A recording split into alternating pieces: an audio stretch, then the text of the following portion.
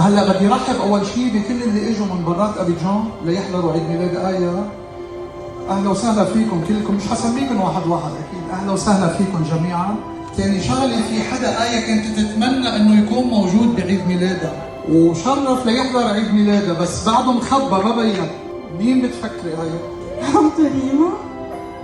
عم تريما بلبنان؟ لا مش عم تريما، حدا قريب من هون، فبدنا اياه هلا يفوت لحتى يسلم على آية وتتفاجئ في آية.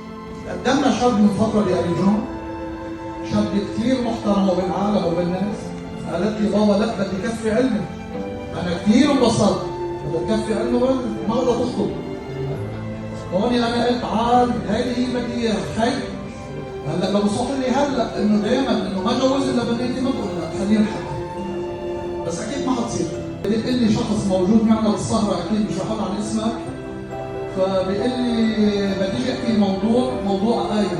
اجى لعندي قال لي آية انتوا في ناس بيجوا كذا بس آية بتحب. فاجأني، خبرني من هو الشخص. اكيد انا رفضت كليا من هو الشخص. مش رفضت لانه الشخص مش ابن عائلة، بالعكس ابن عائلة محترم وشاب كثير ادم واي بنت تتمناه، بس رفضت لانه شخص نحن معتبرينه واحد من البيت، مش معتبرينه غريب، يعني ما متوقع انه يكون عريس، متوقع انه يكون حدا من بيتنا. فضلينا 3 اشهر على الحديث، لآية تبقى زعلانه منا دائما وهو زعلان مني، وآية لحد الوقت زعلانه لاني انا بعدني مش موافق. اليوم راح اقدم لها هديه لآية بمناسبة عيد ميلادها.